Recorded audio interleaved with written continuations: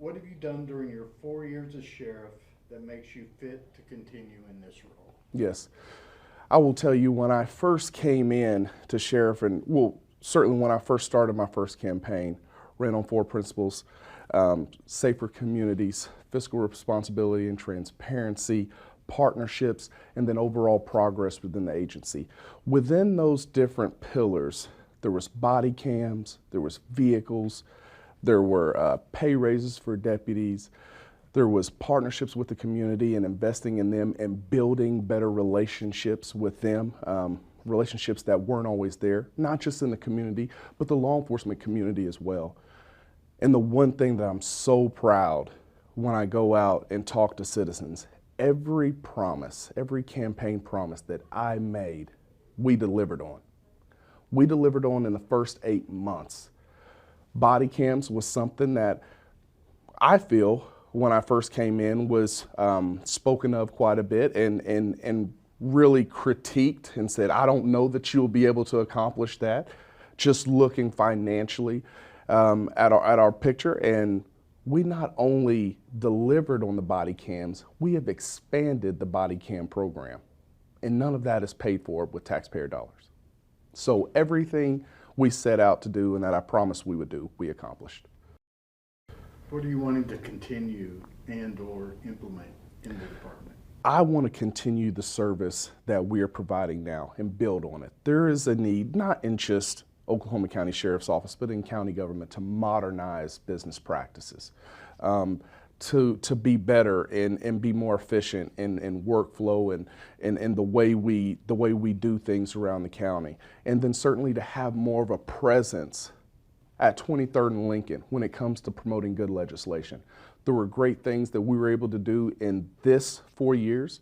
I think one of the most notable ones is partnering to allow law enforcement officers all across the state to be able to use discretion on municipal warrants. So now we have the ability, when we come across somebody with a low-level misdemeanor warrant, to be able to either arrest or not arrest.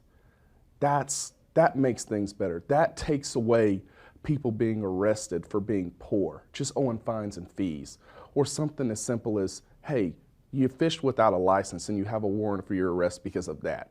I mean, it gave us the ability to make our own decisions and to be able to keep the focus on the priority calls and not be over inundated with these low-level misdemeanor warrants that I frankly believe doesn't impact public safety. What are the three things you'll focus on if reelected? Once again, three things are going to be legislation. We have to do things that help out our sheriff's office all across the state financially, and then help law enforcement as a whole with practice and being able to do good, positive things, keep the citizens safe through legislation. We're going to continue to modernize our office and our work practices, and we're going to keep loving on the community. I will tell you, that is the one thing that has kept giving back. And I really believe when you talk about the sheriff's office is at the height it's ever been since its existence. And it is because of our relationship with the community, understanding that we put them first. Everything we do is for the community, is about the community, and is to protect the community. And it's not where law enforcement is behind a veil or closed off anymore. I want you to understand what law enforcement is about, what my role is, and what I'm trying to accomplish. Because I believe if we invest in our communities, we unconsciously give them the ability to invest in their own safety. Your opponent says the problem in the jail aren't being handled correctly, even with you on the jail trust. Any comment to that? No, I have no comment to that. The jail trust, my role on the jail trust is to provide policy, to pay bills, really oversight. I have no say in the jail. The CEO, Brandy Garner, has full autonomy of the jail and all of its functions. How do we help solve the jail issues? You know, I have been a big advocate for a new jail. I was on the campaign for the new jail when it went out. I was very loud and vocal to the citizens about, hey, we need this. I was very active with the chamber, with Oklahoma City, with the county on not only using my voice, but using face, getting out in the community and promoting it. And then I'll tell you this, when you look at every other notable amount of money that has went towards the construction of a new jail, you will see the $260 million bond that the citizens voted on, and then you will see the $14.8 million that the sheriff's office gave to the county to purchase a new jail. So when it comes to a new jail and advocating for it, I'm the biggest one they got. What do you think the biggest problem in the county is right now? I would say the biggest problem in the county comes in the form of finances. Understanding where we are financially, $126 million budget is something that concerns you when you understand that our county has to grow. We have Oklahoma City, top 20 city. We have other cities that are blooming because of the boom that we have in Oklahoma City, and people are moving out and just moving into other spaces, whether it's Arcadia, Hera, Nuwala, Deer Creek. And so all these other communities are starting to grow. And our government, our county government, to offer resources to be able to patrol neighborhoods, to be able to keep people safe, and to be able to build roads and bridges and assess and, be able, as the court clerk, facilitate all of the stuff that they do in the court. We have to grow as a county as well. How do we fix it? You know what? There's ideas on the table. Some people have promoted, different ideas by way of tax and other things. I'm trying to figure out the best way to go.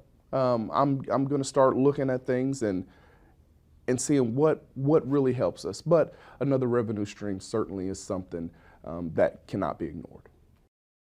How would you improve transparency within the department? Within the sheriff's office? Yeah. I believe we have in each and every way, shape, and form. That's what I ran on. I told the people, I said, hey, we are going to be transparent. We are going to let you know everything we're doing. So what did we do? First thing, we went out and got body cams. Body cams are the ultimate form of transparency because it always tells what's going on a call. The other thing we did, I told people, we are going to take finances, the things that you could look up on BOCC minutes or budget board minutes, but I'm going to give it to you because as the citizen, you're busy, you have busy days, you got work on your own. You don't need to go digging for my information. So we get everything down to the penny that we spend each month, and we create a video and we publish it and put it on our Facebook so citizens can see it. So they can see down to the penny what we're spending and where their tax dollars are going. How are you going to ensure all deputies are held accountable? She mentions just a couple of years ago we had a deputy that was arrested for domestic violence. How are we going to ensure that all deputies are held accountable? Look at my track record. How all deputies are held accountable. Look at that very deputy that she's talking about and what happened to him. Look at how I run my agency. I tell people this. I tell newly hired officers. I tell officers all across the nation.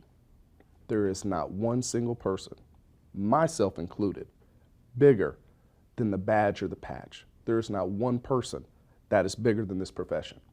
And I make sure people know that and that we keep that at the forefront of our brains. And when you understand that the power of this profession, what someone in California does can affect the outlook of someone in New York, that shows how much we mean to a community. So you have to honor, cherish, and respect that. And that is well known in our agency. That is a motto we live by. And that is how I hold every deputy accountable. And we have practiced it, obviously. Why should people vote for you? People should vote for Sheriff Tommy Johnson III because they have seen a man who says something and then does it. That is something that is almost unheard of nowadays. If I tell you I'm going to do something, I do it. Just like all of the commitments I made to him in the first election, I delivered on. Everything that I say we're going to do in this next one, I'm going to deliver on. I'm a man of the people. I'm out there with them. I'm in each and every community. I'm visible. I'm a part. And I believe that's the way the sheriff's office needs to be ran. I believe that's why people are saying the sheriff's office is better than it's ever been. is because we have the priorities in order. It's about our citizens. It's about giving our deputies what they need to be able to protect and provide and serve our citizens. It's understanding that the sheriff is the thoroughfare just to make it happen. I'm an average guy, and all I'm trying to do is protect the community, and we've done a great job these last 4 years, and we're going to do great from here on out. And finally, anything you want to add? Anything I didn't touch on, or? No, I mean, as far as I would say, this has been an amazing 4 years. What I like to tell the community, it's been a blessing to serve. This is truly a pleasure and a privilege. It is not a promise, and I have not taken any day for granted. That's why I work so hard at this job.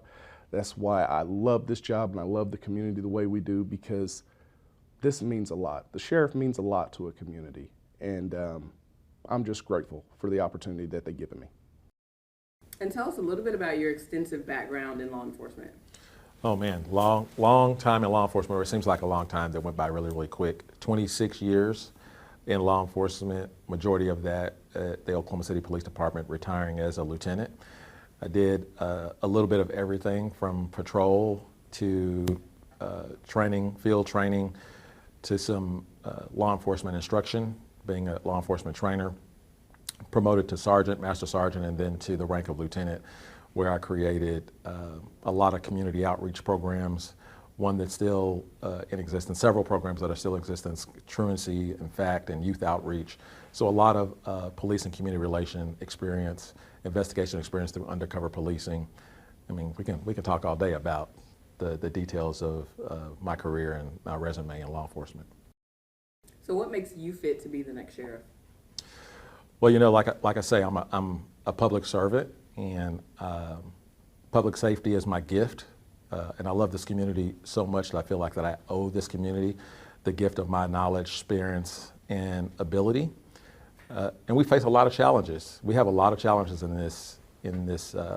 our community right now that requires the type of knowledge, experience that I can bring to that table. Just to name a few, and I can go on and on about this, but just to name a few, fentanyl is quadrupled in the last 4 years, while the current administration kind of sits back and just kind of takes it as it's come. Like I said, I've worked in law enforcement for a long time. I've worked in undercover policing. I've worked in drugs and gangs. And so fentanyl is a complex issue. In this complex issue, it is both supply and demand. It is understanding the cycle of addiction. It is understanding the anatomy of crime. And we cannot sit back and wait while the current sheriff learns this stuff. Our babies are dying in the meantime. We need somebody that can pick up and go, that has a collaborative spirit to get some more things done and to change the dynamics of this crisis. And how are you going to go in and fix the crisis or help it or address it? Well, that's going to have to be collaboration, right? When I was in undercover policing and undercover drugs, the epidemic was crack cocaine. So there's a lot of things I learned on how we did or what we did not do very good in crack cocaine. And the fentanyl crisis is everything that crack cocaine was plus death, right? And so I have to take what I've learned and what those failures from those experiences and those investigations and use that to collaborate with people that are in addiction services, mental health, diversion programs, education and awareness. It's going to take everybody to the table to do something about this. We're just not going to be able to law enforcement alone is not going to be able to solve this problem. And what else would you want to implement as sheriff? Well, I want to bring a lot of attention to what the failures of the current sheriff, which is he ignoring the jail, right? We're known for having one of the deadliest jails in America, and we can do something about that. We can do something about that. It's not just a humanitarian crisis. It's not just about the inmates that he's ignoring. He's ignoring his own deputies that have to use that facility every single day. He's ignoring the detention officers that have to use that facility every single day. So if it's unsafe for the inmates, it's even more unsafe for the people that have to use it every single day. And so we have to have something that is humanitarian. We have to hold people accountable, but it also has to be just. And so while the sheriff doesn't, operate the jail, he is on the jail trust. Would you want to take over operations of the jail or? Well, I would like to be an active member of the jail trust, which is exactly the opposite of the current sheriff. Like, speak to the issue. He's the only member of the jail trust. that has employees that uses the jail, and he's the one we hear the least from. He has the biggest stake in the operation of the jail being functional, usable, and so I want to take my leadership and be an active member of the jail trust. I actually want to show up and contribute to the smooth operation and better outcomes. What do you think the problem is right now with the jail? The biggest problem? Well, the biggest problem is the facility, right? The biggest problem is the facility. But there's funding, there's staffing, all of this stuff that the sheriff has a voice in, but we don't know what his voice is saying. We don't know what he's doing. And so is there another, you talked about fentanyl, but is there another threat right now to our community that you're noticing? Yeah, we talked about this before. So our schools are facing threats like we've never seen before, ever. I've worked currently as the Director of Security for Oklahoma City Public Schools, and so I see these threats every single day. I see what our kids are dealing with every single day. I understand what our teachers are dealing with every single day. And I go around the country talking about school safety.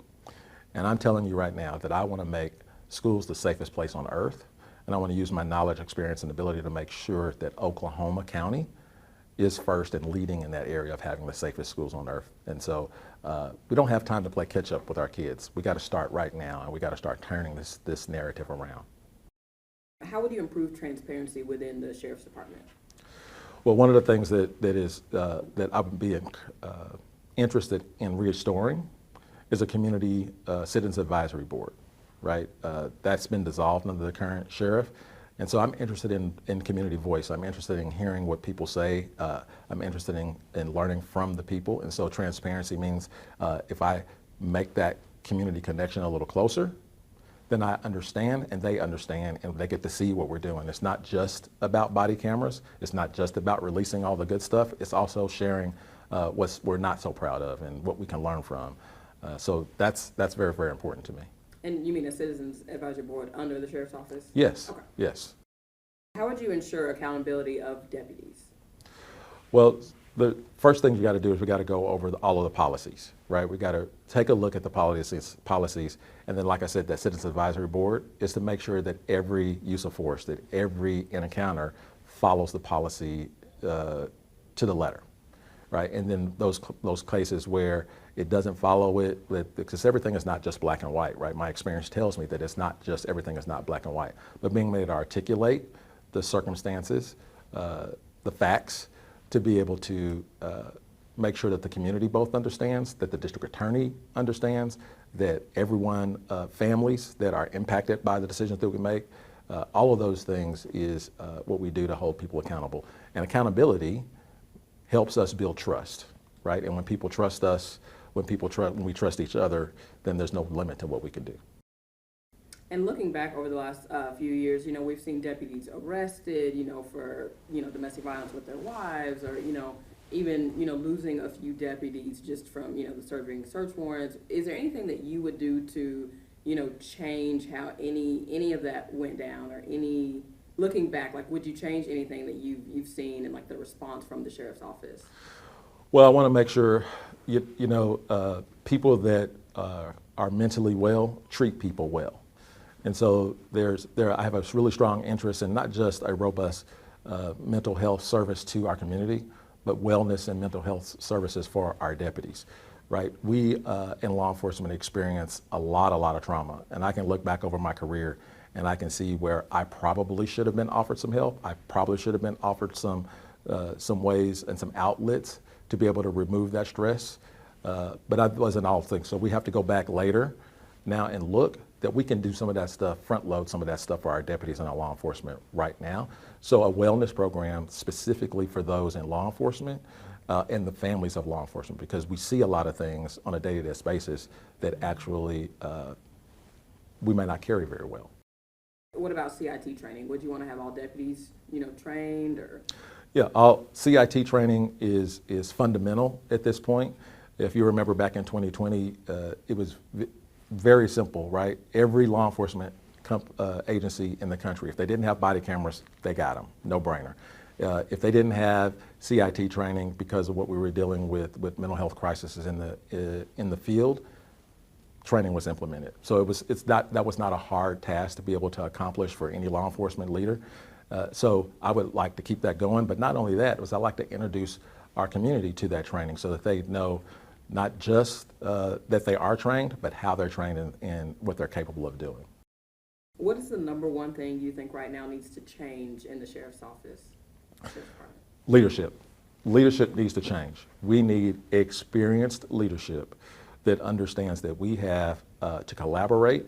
We are not going to be able to just do police work in the same old fashion. It is not about redoing our office building when we have a crumbling jail, right? So the number one thing is to recognize that leadership is hard.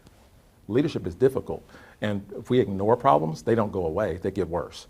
And so currently we have a sheriff that is ignoring the biggest problems of our day. That's the jail, that's fentanyl, and that's our schools. And so why should people vote for you? I won't ignore problems. I have never ignored problems. I've been in this community for 26 years.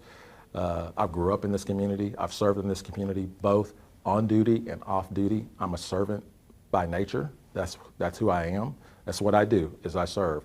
Now, I haven't stopped doing that when I'm not in uniform. I do that no matter what. They vote for me because you can trust me. You can vote for me because I have experience. You vote for me because I truly, truly care. Listen, accountability when you don't care for the community is punishment. Accountability when you love the community, that's correction. And that's what you get when you vote for Waylon Cubitt.